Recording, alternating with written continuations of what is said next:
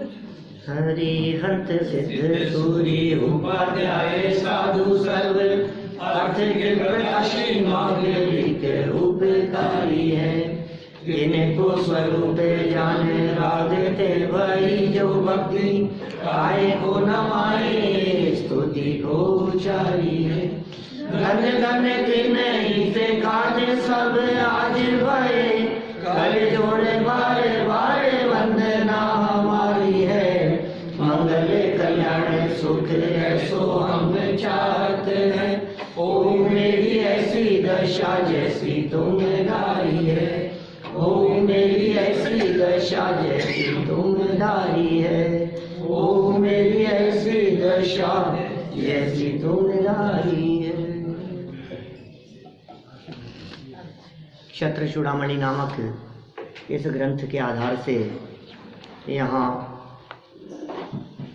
छठे लंब को आधार बनाकर जो चर्चा चल रही थी उसमें जीवनधर कुमार किसी के आश्रम में पहुँच गए और वहाँ पहुँचकर उन्हें समझाने लगे, उपदेश देने लगे कि तुम जो ये क्रियाएं करते हो इन क्रियाओं में धर्म नहीं है। जो कार्य तुम करते हुए दिखाई दे रहे हो इन कार्यों में हिंसा हो रही है और हिंसा में धर्म नहीं है, इसलिए सावधान रहो। फिर धर्म क्या है यह समझाते हुए 7 तत्वों की चर्चा करने लगे और तत्वों के स्वरूप को स्पष्ट किया। देखें फिर आगे बढ़ते हैं। सम्यक दर्शन, ज्ञान और चारित्र का स्वरूप। पेज नंबर है 286, 286 नंबर पेज है। रत्नत्रय का स्वरूप बतला रहे हैं, सम्यक दर्शन, ज्ञान, चारित्र का स्वरूप बतला रहे हैं। प्रकरण महत्वपूर्ण है क्योंकि यही मोक्ष का मार्ग है। सब जीवों को अपने जीवन में मोक्ष मार्ग प्रकट करना है। सब चाहते हैं मोक्ष मार्ग प्रकट हो। तो आप लोग चाहते हैं या नहीं पता नहीं मेरे को। सुखी होना चाहते हैं। सुखी होना चाहते हैं। सही बात तो यह है कि मोक्ष मार्ग प्रकट हो या न हो, लेकिन सुख तो सब चाहते हैं। दुनिया में कोई भी व्यक्ति हो, हर व्यक्ति सुख चाहता है। अब उस सुख के लिए प्रयास भी करता है, प्रयत्न भी करता है। वो सुख कैसे प्रकट होगा, उस सुख की प्राप्ति कैसे होगी, क्या किया जाए जिससे वो सच्चा सुख हमारे को प्रकट हो जाए, हमारे को मिल जाए। तो कहा वो रत्नत्रय के माध्यम से ही ये जीव सुखी होता है।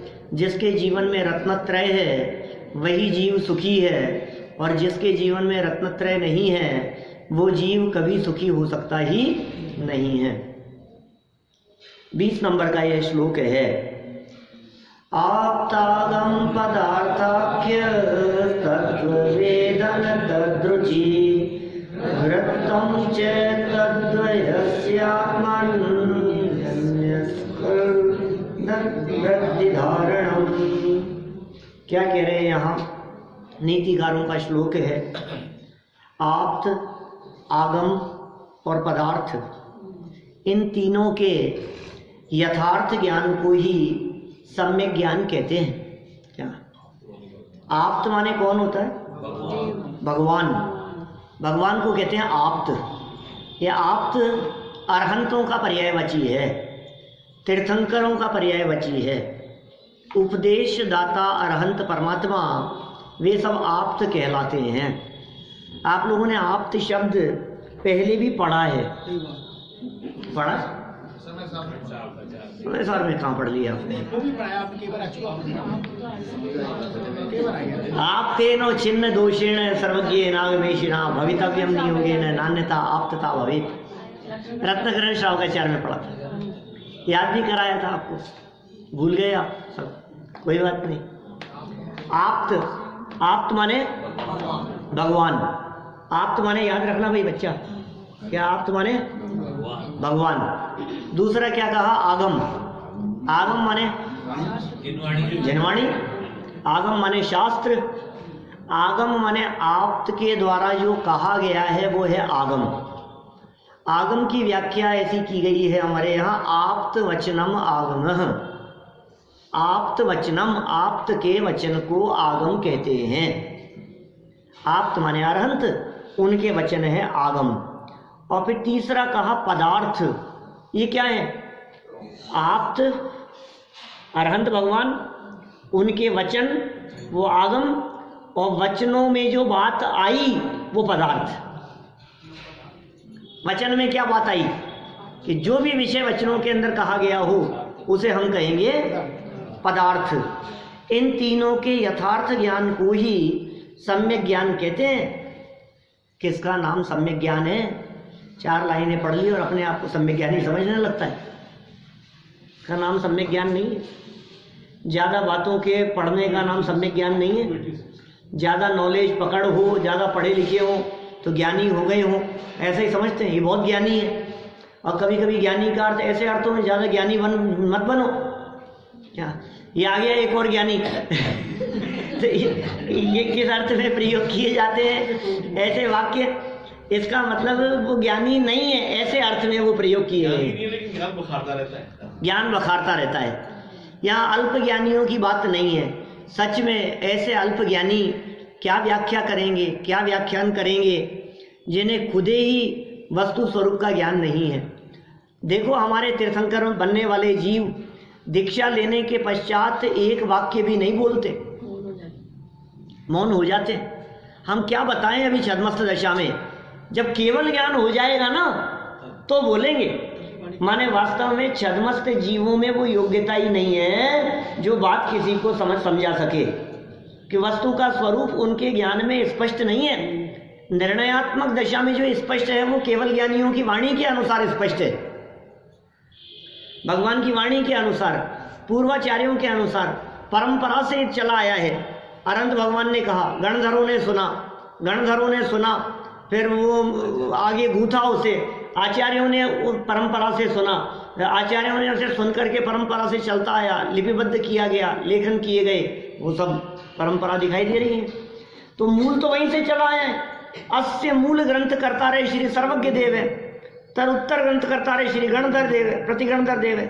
तेषाम वत्तानुसार क्रम से चलते चलते चलते चलते आए हम तक। जो ये बात चली आई है, ये बात कहाँ से चली आई है? भगवान महावीर स्वामी से चली आई है।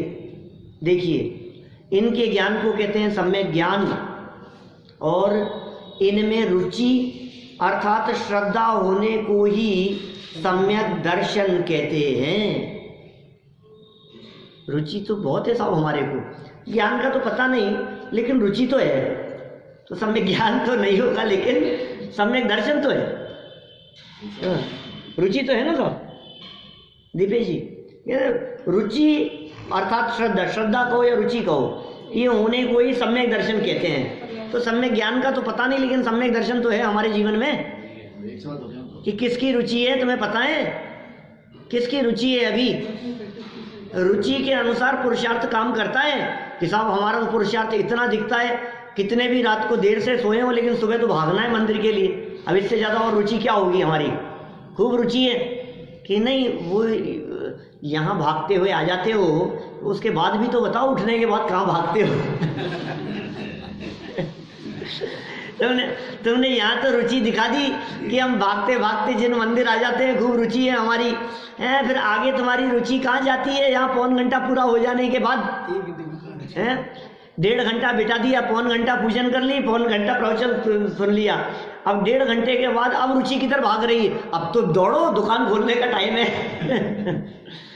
और सुनो, ये जो रुचि आपकी दिख रही है, आपने आधा घंटा 1.25 घंटा स्वाध्याय करके ये समझ लिया कि हमारी रुचि है। दिन में घंटा आधा घंटा सुन करके अपने आप को रुचिवान कहते हो, और दिन भर जो रचे पचे रहते हो उसमें, बिजनेस में, काम धाम में, उसकी रुचि नहीं है। नहीं साहब अब तो रुचि लग गई हमारी, रुचि लग गई। क्यों जैन साहब? रुचि लग गई अब तो, बिल्कुल एब्सेंट नहीं है, दोनों टाइम बराबर उपस्थिति। रुचि लग गई ना। ये इनकी तो नई लगी है, आपकी बरसों से रुचि है अपने को तो हैं। अपने को तो कब से? अरे साहब बचपन से रुचि है हमारे को तो। किस चीज़ की रुचि है तुम्हारे को बचपन से? खाने पीने भोगने की रुचि है इसकी रुचि नहीं है। और शास्त्र पढ़ने की रुचि को यहाँ सम्यक दर्शन नहीं कहा है, यहाँ तो आत्मा की रुचि का नाम सम्यक दर्शन है। पर द्रव्यन्ते भिन्न आप में रुचि सम्यक भला है, आप रूप को जान पनो सो सम्यक ज्ञान कला है। आप क्या कहा? पर द्रव्यन्ते भिन्न आप में रुचि। आपको किस में रुचि है? डोसे में रुचि है क्या? खाने में रुचि है या घूमने में रुचि है? भैया बना ही लो प्रोग्राम एक बार का। क्या बहुत समय हो गया, अब बच्चों के एग्जाम भी खत्म हो गए, अब मौसम भी बहुत अच्छा चल रहा है। अब तो ये एक प्रोग्राम बन ही जाना चाहिए। क्यों कि तुम्हारी रुचि किसकी है ये बताओ? अपने आत्मा की रुचि है या घूमने की रुचि है? पढ़ने सुनने की रुचि है या आत्मा की रुचि है? दो विभाजन कर दिए, एक तरफ राम आत्म राम और दूसरी तरफ पूरा ग्राम, पूरा गांव, सारा गांव एक तरफ है और आत्मा एक तरफ है। बोलो दो में से तुम्हारी रुचि किसके साथ में है? चुनाव में यदि गड़बड़ी हो गई, समझ लो दो में से निर्णय करना है आपको, इस चुनाव में यदि गड़बड़ हो गई, इस निर्णय में सारा का सारा फैसला है आगे रिजल्ट क्या निकलने वाला है। आपको मालूम है श्री कृष्ण उनके पास में दुर्योधन और युधिष्ठिर चले गए युद्ध के समय सहायता मांगने के लिए। युधिष्ठिर नहीं, अर्जुन और दुर्योधन है ना, वो वहां पहुंचे कि बोलो क्या मांगते हो? मांगना है, युद्ध में सहयोग चाहिए उनको, सहयोग चाहिए। क्योंकि क्योंकि वे नारायण थे, उनकी सेना और वो जिनकी साइड में हो गए श्री कृष्ण, समझ लो आप वो जीत जाएंगे। कौरवों और पांडवों के बीच में युद्ध चल रहा था, दोनों सेनाएं आमने सामने खड़ी है, युद्ध चल रहा है, युद्ध की घोषणा हो गई है। अब ये सोचा उसने, दुर्योधन ने ये सोचा कि यार अपनी साइड होनी चाहिए, और अर्जुन ने सोचा कि नहीं, न्याय नीति का साथ देंगे वे तो अपनी तरफ होंगे, तो क्या करें? तो श्री कृष्ण ने कहा कि भाई देखो दोनों ही हमारे परिवार के ही लोग हैं, परिवार तो एक ही है, दो बंटवारे कर देता हूं, जिसको जो लेना हो वो ले लेना। तो दो बंटवारे कर दिए। बोले एक तरफ तो रहेगी मेरी सारी सेना, पूरी सेना एक तरफ है, सेना भी, हथियार भी, रथ भी, सब चीजें सब एक तरफ, और दूसरी तरफ रहूंगा मैं अकेला, और उसमें भी हथियार नहीं, और युद्ध करूंगा नहीं, खाली सारथी बनूंगा। क्या एक तरफ मैं अकेला हूं और दूसरी तरफ ये सब कुछ है। बोलो क्या मांगना है? इससे पहले कि अर्जुन कुछ कह पाते, दुर्योधन बोला पहले मैं आया था, इसके पहले मैं मांगूंगा। उसके मन में घबराहट थी। ठीक है भैया, दो विभाजन कर दिए गए। बोलो तुम्हें क्या मांगना है? मन में खूब सोचा उसने, तो ये क्या करूंगा मैं? जो आदमी लड़ेगा नहीं, जिसके पास में हथियार नहीं, इसको लेकर के बिठा करके करूंगा क्या? अपने पास तो पूरी सेना मैं हथियार, दुर्योधन ने मांग ली। ठीक है, सेना और वो सब उसकी तरफ हो गई, और अर्जुन की तरफ अकेले श्री कृष्ण हो गए। अब क्या हुआ युद्ध में बतलाओ? निर्णय यही हो गया क्या? जहां आपके चुनाव में गड़बड़ हो गई ना, कि आपने किसको चुना, वहीं गड़बड़ हो गई भाई साहब। आपको फैसला करना है शादी किससे करनी है। क्या आप एक समय का निर्णय है भाई साहब, पूरी जिंदगी उसमें जाएगी, पूरी जिंदगी। वो है ना, वायर गलत फिट हो गए तो झटके लगते रहे, और यदि सही फिट हो गया तो रोशनी हो जाए। बिजली के वायर की तरह है। तो एक समय का निर्णय है जो पूरी जिंदगी को सफल कर देवे, और या फिर पूरी जिंदगी को तबाह कर देवे। निर्णय क्या किया? तो जो निर्णय अर्जुन के माध्यम से हुआ कि कोई बात नहीं, कि अच्छा हुआ कि इसने पहले मांग करके भी ये मांगा। अरे मुझे यदि पहले मांगने का अवसर मिलता तो भी मैं श्री कृष्ण को ही चुनता। क्या? क्योंकि हमें सेना की जरूरत नहीं है। अरे एक लक्ष्य जिसके पास में है, एक राम, आत्म राम जिसके पास में, जिसकी रुचि आत्मा के प्रति है, उस व्यक्ति को दुनिया में कहीं तकलीफ हो नहीं सकती है। जिसने आत्मा को संभालने योग्य कौन है, ये निर्णय करो पहले। आत्मा संभालने योग्य है कि ये घर गृहस्थी पर ये सब छोड़ भागते हैं, अकेला ही काफी है, सारी सेना आ गई वो एक साथ, है ना, वो उसने अकेले ने दिखाया तो सबके सब भाग गए। होता है ना ऐसा? किसकी बात चल रही है? नहीं ध्यान आते तुम्हारे को? चलो देखो क्या कह रहे हैं यहाँ तो, सम्यक दर्शन, श्रद्धा, रुचि की बात कर रहे हैं भाई साहब। जिधर रुचि होगी, शेर को पकड़ने के लिए हिरणों का झुंड, हाँ पीछे उदाहरण दे चुके हैं, शेर को पकड़ने के लिए हिरणों का झुंड आए, क्या क्या कर लेगा वो, क्या बिगाड़ लेगा उस शेर का? आत्मा की रुचि, उसे सम्यक दर्शन कहा गया है। परद्रव्यंते भिन्न, आप में रुचि।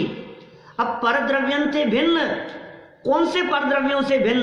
अब इसका जितना विस्तार करो तो उतना बात समझ में आती है कि हम कितने पानी में। बोलो, निर्णय करो। यहां तो इन्होंने कह दिया एक सरल वाक्य में, इनमें रुचि अर्थात श्रद्धा होने को ही सम्यक दर्शन कहते हैं। किन में रुचि होने को? आप्त, आगम, पदार्थ, इन तीनों में। पदार्थ माने आत्मा, और आगम माने उस पदार्थ का, आत्म वस्तु का निरूपण करने वाला, और आप्त माने आत्मा का वर्णन करने वाले। और ऐसे आत्मा में जिसकी रुचि हो उसका नाम है सम्यक दर्शन। किस क्या क्या है बोलो? अब एक तरफ क्या है और दूसरी तरफ क्या है? एक तरफ पत्नी है और दूसरी तरफ आत्मा है। बोलो, निर्णय करो, रुचि किसमें? एक तरफ पूरा परिवार है, पत्नी, बच्चे, सारा परिवार है, और दूसरी तरफ आत्मा है। बोलो रुचि किसकी है? पहले किसे संभालो? दया करो पहले अपने पर।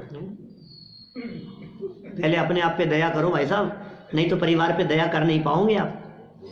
आपने यदि अपने आप को नहीं संभाला तो परिवार वालों को आप संभाल नहीं पाओगे। वही फ्लाइट का उदाहरण, मास्क पहले खुद के लगाओ। अभी फ्लाइट में सफर करते समय वो एयर होस्टेस समझाती है, बोलती है वो, हवा में ऑक्सीजन का दबाव कम हो जाने पर ऑक्सीजन मास्क नीचे गिरेगा, और फिर क्या करना कि छोटा बच्चा साथ में पहले उसके लगाओ, ये बच्चा है तो बुजुर्ग आदमी साथ में पहले इनके लगाओ कि नहीं नहीं पहले खुद के। क्यों भाई? यार गजब हो गई, हमारे दादाजी साथ में जा रहे हैं, उनके नहीं, पहले खुद के। सुन भैया, यदि तू पहले खुद के नहीं लगाएगा तो उनके लगाने के लायक नहीं रहेगा, उनके लगा नहीं पाएगा। यदि तुझे उनका सहयोग करना है तो पहले अपने आप का सहयोग कर। बोलो किस किस की रुचि है? कहने को तो कह रहे हैं हम इधर की रुचि है, लेकिन एक दिन कहीं तीये की बैठक का अवसर आता है तो प्रवचन छोड़ करके उधर भागता है। बोलो क्या छोड़ करके किधर आए हो? इससे पता लगता है आपकी रुचि किधर है। कहने को तो हमने कह दिया, इन्हें सब बहुत रुचि नहीं, बहुत और लगाते हैं साथ में। हमारी रुचि नहीं, हमारी तो बहुत रुचि है साहब, बहुत रुचि है। तो जाना वो चाहिए की दशा है। हाँ बहुत रुचि है हमारी कि सुन भाई, रुचि का झुकाव किधर है? ये तराजू के दो पलड़े हैं, एक तराजू है जब तराजू के दो पलड़े हैं, दोनों बराबर हैं। अब एक पलड़े में रखो आपकी इधर की रुचि और दूसरे पलड़े में रखो दूसरी बातें। बताओ तराजू का पलड़ा किधर झुकेगा? इधर है आत्मा की रुचि और इधर है दुनियादारी के सारे काम। बोलो पलड़ा किधर झुकेगा?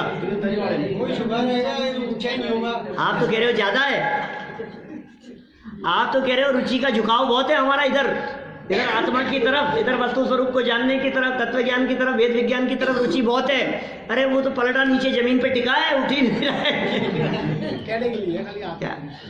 ये तो जब तक हमारे को कोई काम नहीं है ना दूसरा, क्या फ्री टाइम है, तब तक आ जाते हैं सुनने के लिए। बोलो जिस दिन कोई दूसरा काम आए, आप अपने दूसरे काम को आगे पीछे पोस्टपोन करते हुए दिखते हो क्या? अरे नहीं साहब, तीये की बैठक का तो टाइम फिक्स है और एक दिन होनी है, तो तुम तो रोज बैठते हो, तुम्हारा क्या है? आज नहीं तो कल आ जाएंगे। और कभी कभी तो ऐसा रिकॉर्डिंग हो जाती है, वो सुन लेंगे, उसमें क्या फर्क पड़ गया।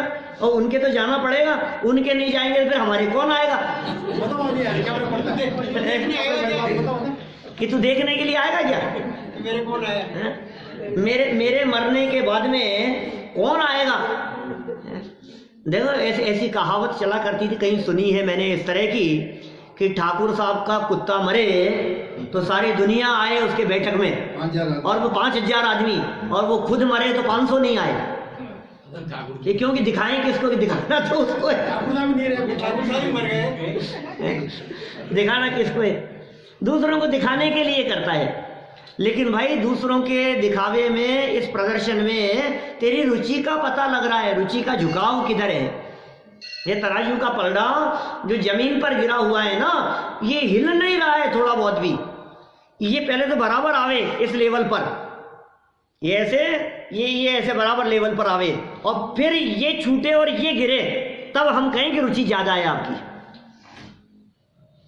अभी तो दुकान नहीं छूट रही है, व्यापार नहीं छूट रहा है, काम धाम नहीं छूट रहे हैं, तो साहब सब छुड़ाओगे हमारे से? इसीलिए आते हैं। हमने तो ये सुना था कि आप तो रोज आओ, आपसे कुछ नहीं छुड़ाएंगे क्या? और आज असली बात पता लगी, सब छुड़ाओ। अरे छुड़ाना नहीं है, रुचि छुड़ानी है। सवाल तो रुचि का है, सवाल तो रस का है। तेरे छोड़ने से छोड़ता भी नहीं है, तेरे ग्रहण करने से ग्रहण होता भी नहीं है। तो होता कौन है? उसे छोड़ने वाला। वे साहब छोड़ देंगे, हम छोड़ देंगे, तू नहीं छोड़ पाएगा, तेरे छोड़ने से नहीं छूटेगा। सवाल रुचि का है। रुचि किधर की है? आत्मा की रुचि है या नहीं? इस वस्तु स्वरूप को जानने की रुचि है या नहीं? तो ये जिसकी रुचि होती है उसे सम्यक दर्शन कह करके यहाँ पुकारा गया है। देखो, इनमें रुचि अर्थात श्रद्धा होने को ही सम्यक दर्शन कहते हैं। और इन दोनों के आत्मा में स्थिर वृत्ति धारण करने को सम्यक चारित्र कहते हैं। आप रूप में लीन रहे थिर, सम्यक चारित्र तो ही अपने रूप में स्थिर रहें, अपने रूप में लीन हो जाएं। इसी का नाम क्या है? ये चारित्र। चारित्र किसका? चारित्र अलग है, चरित्र अलग है। क्या चारित्र की चर्चा चलती है और चरित्र दिखता है, बाह्य चरित्र दिखाई देता है इसको। यह चारित्र कह रहे हैं। चारित्र आत्मा का गुण है, चारित्र आत्मा का धर्म है, चारित्र आत्मा में होता है। असली चारित्र राग द्वेष की निवृत्ति का नाम है। राग द्वेष मोह आदि विकारी वृत्तियों के छूटने का नाम चारित्र है। किसी का अपने में स्थिर होने का नाम चारित्र कहा है, अपने में लीन होने को चारित्र कहा। देखो नीचे सरल अर्थ और विशेषार्थ पढ़ते हैं आगे। आप्त, आगम और पदार्थ के यथार्थ ज्ञान को सम्यक ज्ञान कहते हैं। उक्त तीनों की रुचि अर्थात तीनों की यथार्थ श्रद्धा करना सम्यक दर्शन है, तथा सम्यक ज्ञान पूर्वक आत्मा में लीनता, आत्मा में लीनता, स्थिर वृत्ति धारण करना, उसका नाम सम्यक चारित्र है। सच्चा चारित्र है। इसको ऐसा लगता है सम्यक दर्शन तो आंखों में होता है। दर्शन करो, दर्शन करो। कैसे दर्शन करें? सम्यक दर्शन। और सम्यक ज्ञान कहाँ से होता है? यहाँ से होता है, टॉप फ्लोर पर है ज्ञान। ज्ञान तो यहाँ भरा है। ज्ञान कहाँ भरा है साहब? कई लोग ऐसे मिलते पड़े, आपके ब्रेन का वो करा लो, क्या कहते हैं, बीमा। क्या ये आप मरो ना, आपका ब्रेन निकाल करके किसी दूसरे में फिट करते हैं, ऐसा यहाँ भरा है सारा ज्ञान इस खोपड़ी में। कौन सी जगह पर है? तो ज्ञान यहाँ है, दर्शन यहाँ है, और चारित्र कहाँ है? हाथों में। चलो देखो, अरे साहब इनका तो चारित्र फुर्ती तो देखो आप, इनकी काम करने की फुर्ती में हमारे को चारित्र नजर आता है। यहाँ समझा रहे हैं, न तुझे सम्यक दर्शन की खबर है, न सम्यक ज्ञान की खबर है, न सम्यक चारित्र की खबर है, और तू मोक्ष मार्गी बनने की बात करता है, सच्चे सुखी होने की बात करता है। सच्चा सुख जिसके जीवन में होता है, उसके जीवन में इन रत्नत्रयों का यथार्थ स्वरूप होता है। ये रत्नत्रय का यथार्थ स्वरूप बतलाते हुए सबसे पहले आप्त। अब मैं कहता हूं समाज में आप्त शब्द पूछ करके देखो, आप्त क्या कह रहे? क्या आप्त शब्द समझ में नहीं आता है? आप्त क्या होता है? अनंत भगवान के बारे में पूछ लो तो अनंतों का स्वरूप नहीं समझते, आगम का स्वरूप पूछ लो तो आगम का स्वरूप नहीं समझते। उपन्यास जितनी कीमत भी नहीं है हमारे को जनवाणी की। सही बतलाओ आप कहते हो ना आगम की रुचि है, उपन्यास पढ़ रहा हो तो घंटों कहाँ निकल जाते हैं पता भी नहीं लगता है, पूरा करके ही छोड़ता है। कॉमिक्स हाथ लग जाए ना तो जब तक पूरी नहीं हो वे खाने के लिए आवाज लगाते रहे, भोजन भूल जाता है, भोजन पढ़ा रहे और ये पढ़ता रहे, ऐसी रुचि होती है। इसकी रुचि कितनी है? आपने तो कह दिया रुचि, आ गए हम सुनने के लिए, सब रुचि थी तभी तो आ गए ना हम यहाँ। कितनी रुचि है हमारी।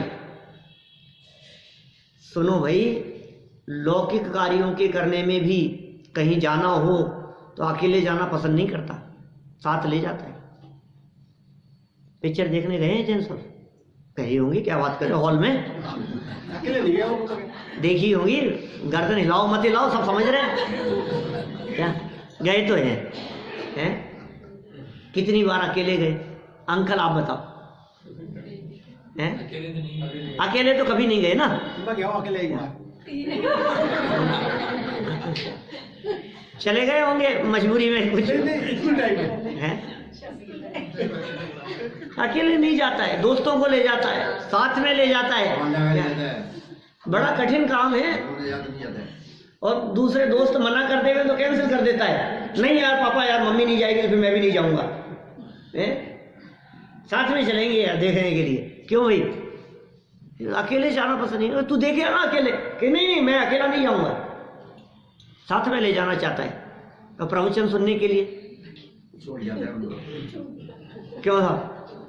क्या नहीं ये क्या समझेंगे, क्यों तू ही समझदार है? नहीं मैं तो समझता हूँ, ये क्या समझेंगे? कि नहीं पंडित जी आप समझते नहीं। अरे अभी तक तो कह रहा था वो क्या समझेंगे, अब कह रहा है पंडित जी आप समझते नहीं हो। हम क्या नहीं समझते?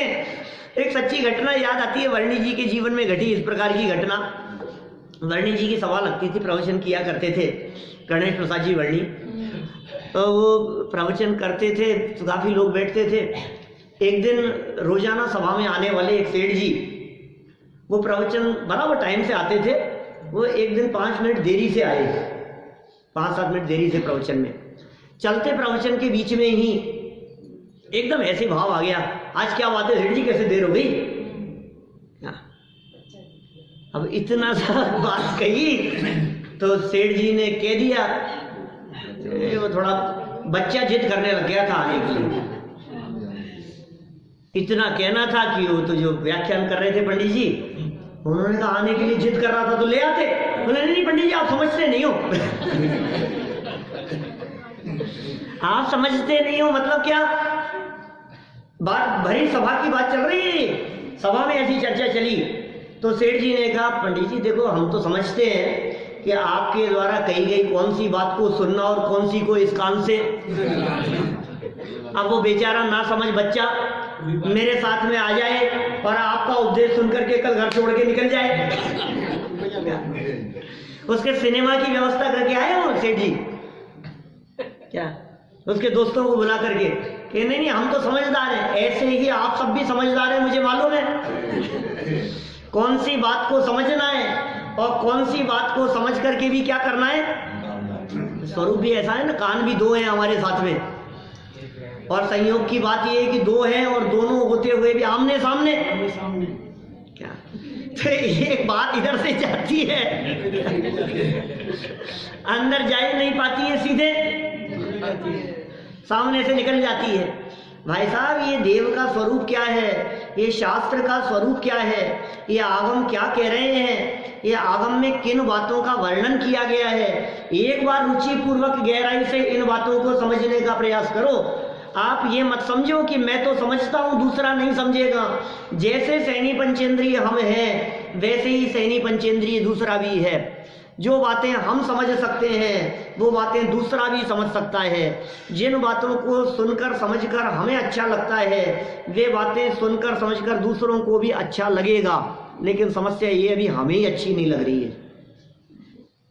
इतनी अच्छी लग रही है बस कि प्रवचन से खड़े होकर के कह दो कि मजा आ गया, बस फिर खत्म, बस फिर क्या है, फिर तो पल्ला झाड़ करके चल दिए हम, और तो क्या, फिर किसको किससे क्या लेना देना है। देखो क्या क्या बातें कही यहाँ इन्होंने, आप्त, आगम और पदार्थ, और इनके बारे में क्या कहा, यथार्थ ज्ञान। यथार्थ ज्ञान मतलब समझो, आप्त को समझो, भगवान को क्या समझना है, तो अपने को समझे, भगवान को क्या समझे, कि नहीं भगवान को नहीं समझेगा तो भिखारी बन करके जाएगा उनके सामने, इसलिए भगवान को समझना जरूरी है।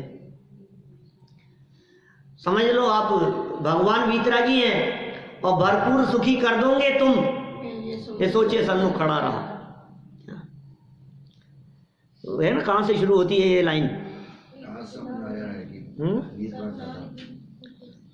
करुणा निधि तुमको समझनाथ, भगवान भरोसे पड़ा रहा, भरपूर सुखी कर दोगे तुम, यह सोचे सन्मुख खड़ा रहा। बोलो भगवान, हे भगवान, आप के बारे में कह रहे हैं, तू समझ ले एक बार, भगवान के पास में आया है, भिखारी बन के बताना, और भगवान देंगे नहीं तेरे को कुछ भी। ये आप्त के स्वरूप के बारे में श्रद्धा है ऐसी, जिन मंदिर आने के पहले इस तरह की श्रद्धा है तुम्हारी कि भगवान भला नहीं करेंगे, इस श्रद्धा का नाम है भगवान के प्रति सच्ची श्रद्धा। ये भगवान के प्रति श्रद्धा को तो ऐसे समझता है अंत में की जाने वाली श्रद्धा, जब डॉक्टर जवाब देते हुए ना, जब डॉक्टर ये कहते हुए हैं कि अब दवा की कोई जरूरत नहीं है भाई साहब, अब दवा से काम नहीं चलेगा, अब इनके लिए दवा की नहीं दुआ की जरूरत है। और फिर क्या कहता है, भगवान पे भरोसा रखो। डॉक्टर क्या कहते हैं, भरोसा रखो। आप किस पे भरोसा रखें, भगवान पे। आप रखते हैं कि नहीं, फिर कि कभी ऐसी नौबत नहीं आई,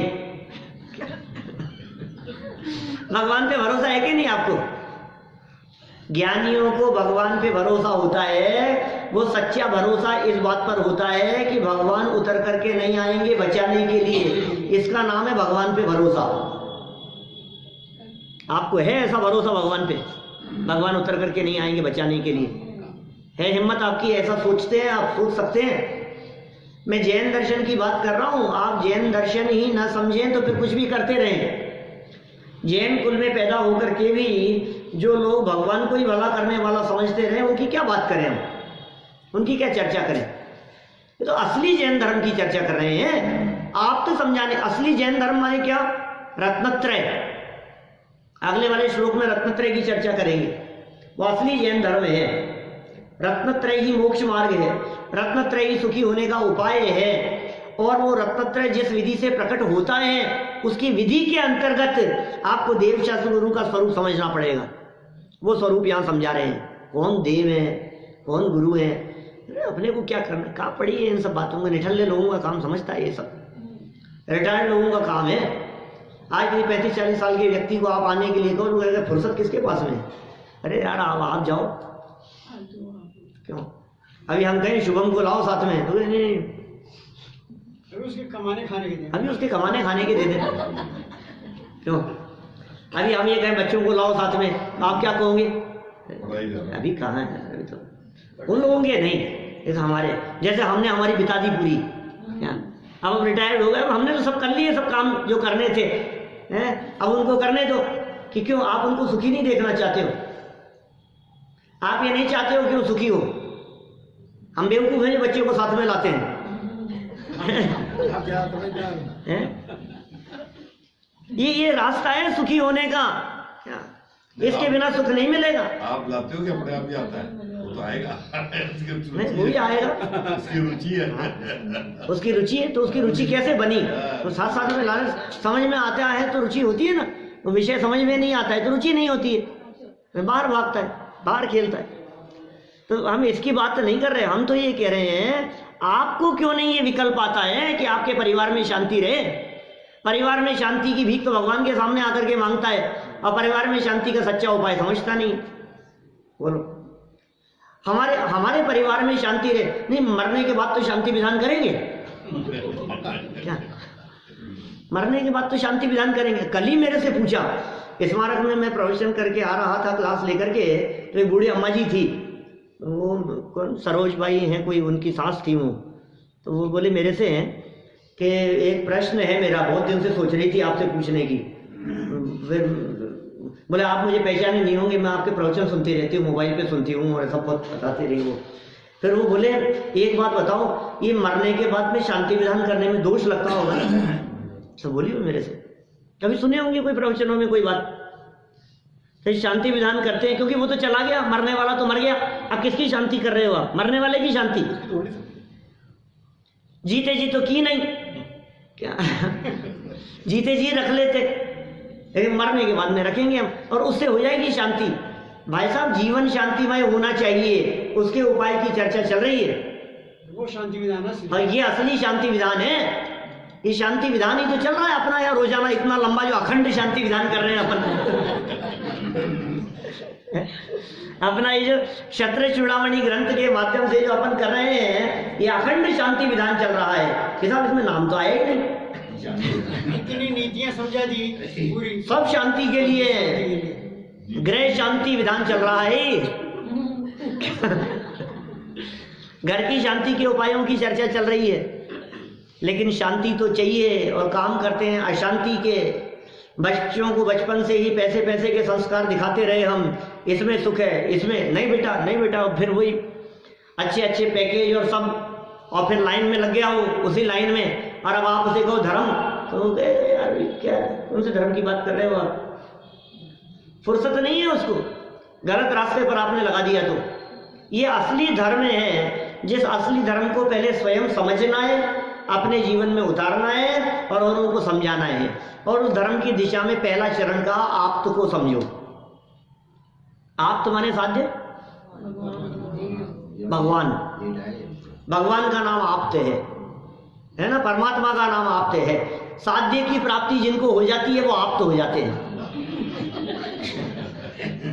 ऐसा ही है, मैंने जो अपना साध्य था, साध्य क्या है अपना? मोक्ष। मोक्ष जाना है ना सबको, मोक्ष हमारा साध्य है। और साध्य की प्राप्ति जिन्हें हो गई, माने जो मुक्त हो गए, माने जो परमात्मा बन गए, वो सब क्या कहलाते हैं? आप्त कहलाते हैं। उन्हें आप्त कहते हैं। सबका साध्य उल्टा सीधा है, सबको जाना कहाँ है बतलाओ मेरे को।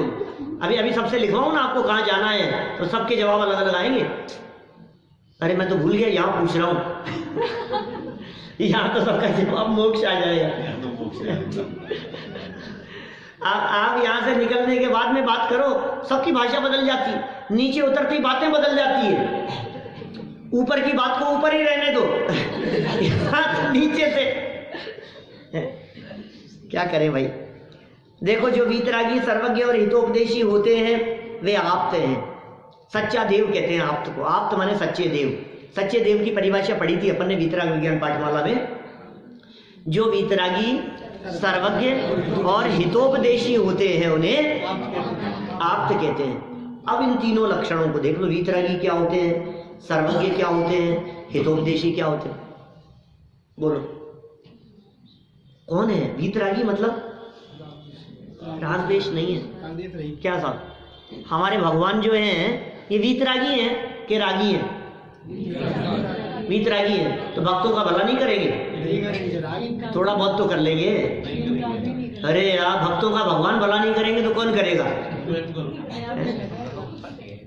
भगवान नहीं करेंगे। भगवान यदि भक्त का भला करने लगे तो भगवान रागी हो जाए।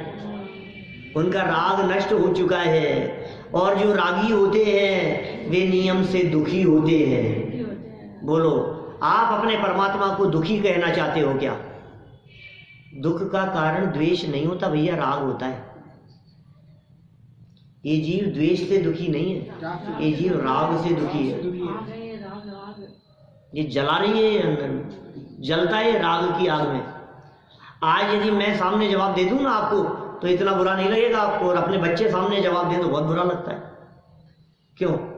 सड़क चलता हुआ व्यक्ति कुछ भी कह दे तो कोई फर्क नहीं पड़ता है, और जानकार और परिचित व्यक्ति कुछ कहे तो झटका लगता है हमारे को कि क्यों? जिनके प्रति राग था ना वो तकलीफ का कारण बन रहा है। क्लास में 50 विद्यार्थी पढ़ते हैं, 50 में से किसी का भी कुछ भी रिजल्ट आया हमें प्रभाव नहीं पड़ता है, तो अपने बच्चे का कैसा रिजल्ट आया उससे प्रभावित होता है। जिससे राग है वहां तकलीफ होती। रोड पर जा रहे थे किसी ऐसी परिस्थिति में फंस गए, हमारे को किसी के सहयोग लेने की जरूरत थी, लिफ्ट मांगने के लिए हमने हाथ दिया, गाड़ियां निकल रही है, जा रहे हैं लोग, वो रोक नहीं रहे हैं, तो आपको कितनी तकलीफ होती है? कुछ नहीं, ठीक है, अब नहीं है, जो रुकेगा चले गए, चले गया। अब मान लो चलते चलते एकदम निकले उधर से दीपेश जी, बाइक पर अकेले थे और हमने दिया हाथ और ये रुके नहीं, जय जिनेंद्र करके चले गए। अरे यार, अब बोलो क्या लगेगा? अब अज्जू भैया क्या सोचेंगे? बोलो दूसरे दिन कोई बात नहीं, इसका भी काम पड़ेगा। माने देखो क्या सोच रहे, अनजान व्यक्ति अभी आपके सामने, जिनको आप रोकना चाह रहे थे, नहीं रुके, आपको कोई विकल्प नहीं आया, और एक जानकार व्यक्ति जिसके बारे में आपको उम्मीद थी, आपको पैसे की जरूरत है और आपने कुछ लोगों से मांगे और लोगों ने मना कर दिया, तो जिनके बारे में आप सोचते ही थे कि यार इनसे तो उम्मीद भी नहीं थी, तो कोई फर्क नहीं पड़ता, लेकिन उम्मीद जिनसे इसका मतलब जिनसे राग है, उम्मीद जिनसे, इसका मतलब क्या हुआ? राग है, और वो यदि मना करें तो तकलीफ होती है, तो पीड़ा होती है। अब आप कहो साहब भगवान भी भक्तों के प्रति राग करे, भगवान यदि तुम्हारे प्रति राग करने लगे तो तुम कल्पना नहीं कर सकते हो भगवान तुम्हारे को सजा देंगे। क्यों? क्योंकि तुम्हारे प्रति तीव्र राग होने की वजह से भगवान तुमसे पता नहीं क्या क्या अपेक्षा रखेंगे। बोलो, तुम उन अपेक्षाओं पे खरे नहीं उतरोगे। ये राग दुख का कारण है, भगवान वीतरागी है, ये मार्ग वीतरागियों का मार्ग है। हमारा जैन दर्शन वीतरागी दर्शन है, पूरा दर्शन वीतरागी है। ये बहुत बड़ी चीज है वीतरागता। जिस व्यक्ति के वीतरागता समझ में आ गई ना, समझ लो धन्य हो गया वो व्यक्ति। दूसरा शब्द कह दिया सर्वज्ञता। वीतरागता के बाद में सर्वज्ञता को रखा, बिना वीतरागता के सर्वज्ञ नहीं। सर्वज्ञ माने सब कुछ जानने वाले, सब कुछ माने क्या?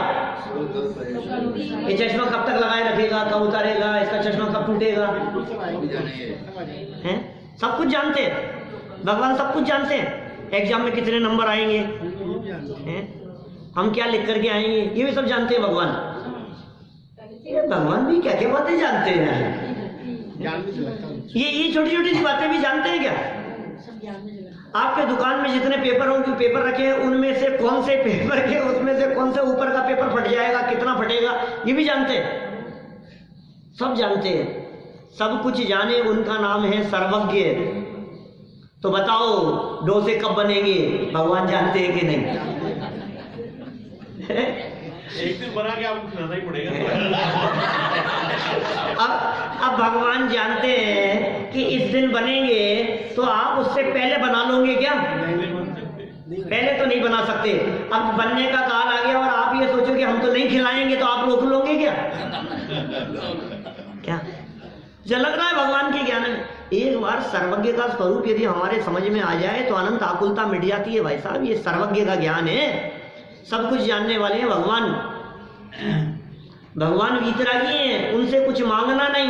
भगवान सर्वज्ञ हैं, इसलिए किसी प्रकार का फेर फार का कुछ विकल्प करना नहीं। जो होता है सो होने दो, होनी को स्वीकार करो। सहज ज्ञाता दृष्टा भाव, कर्तापन का भाव न लाओ, निज हित का पुरुषार्थ करो। पुरुषार्थ करो अपने हित का, कोई करता धरता नहीं है। होता स्वयं जगत परिणाम भगवान के ज्ञान में झलक रहा है। बापू सोच तो सही एक बार, क्या सोच रहे हैं भगवान? सोच नहीं रहे, सोचने विचार करने की बात नहीं है, उनके ज्ञान में झलक रहा है। सर्वज्ञ हैं वे, और जो वीतरागी और सर्वज्ञ होते हैं वे ही सच में हितोपदेशी हो सकते हैं। जो वीतरागी सर्वज्ञ नहीं, वो हितोपदेशी हो सकता नहीं। हितोपदेश कहते ही उसको है जिसमें भला हो। कल एक वाक्य पढ़ा हमने, कल शाम के प्रवचन में चर्चा चल रही थी, रत्नत्रय का उपदेश ही हितोपदेश है, ऐसा वाक्य आया। क्या कहा? हित उपदेश, रत्नत्रय का उपदेश ही हितोपदेश है। अब हम कहते हैं आपसे, सोचना जरा गंभीरता से, आशीर्वाद शब्द का प्रयोग किया उसने। रत्नत्रय का उपदेश देकर वीतरागी संत हमें आशीर्वाद देते हैं, ऐसे शब्द थे। क्या कहा? अमृत चंद्राचार्य देव ने रत्नत्रय का उपदेश देकर हमें आशीर्वाद दिया है। आपको आशीर्वाद दिया कि नहीं आज तक? आशीर्वाद तो बहुतों का मिला होगा, ज्ञानियों का आशीर्वाद मिला होगा, लोगों का आशीर्वाद मिला होगा, समाज में आशीर्वाद मिला होगा, साधु संतों का आशीर्वाद मिला होगा। सोचो जरा आपको क्या क्या आशीर्वाद मिले हैं, क्या क्या आशीर्वाद मिला? चिरंजीव रहो, जियो हजारों साल, तुम जियो हजारों साल। क्या हमारा खूब खूब आशीर्वाद है, एक दुकान की सुख शांति रहे, तुम्हारी दुकान खूब बढ़े, ये आशीर्वाद मिले ना आपको। तुम्हारा बिजनेस खूब चले, हमारा आशीर्वाद है साहब। तुम्हारे घर में धन की कभी कमी नहीं आए, हमारा आशीर्वाद है। ऐसे आशीर्वाद दिए होंगे। हमारी माई बोलती है इतना आशीर्वाद है, इतना आशीर्वाद है। क्या आशीर्वाद? वो 2 लाइनों के अंदर जो बात कही गई है ना, वो आशीर्वाद है। आशीर्वाद है। इत्य आशीर्वाद कह करके ये बात कहते हैं, इति आशीर्वाद है, ये आशीर्वाद है। तो यहाँ कौन सा आशीर्वाद दे रहे हैं आपको? रत्नत्रय ही सच्चा आशीर्वाद है। रत्नत्रय का उपदेश ही सच्चा उपदेश है। ये चर्चाएं ही वास्तविक चर्चा, इसमें ही सच में हित है। जिसमें हित नहीं हो वो उपदेश हितोपदेश कैसे होगा? आपका बिजनेस खूब बढ़े और फिर क्या हो, एक दिन आपके यहाँ इनकम टैक्स की रेट पड़े।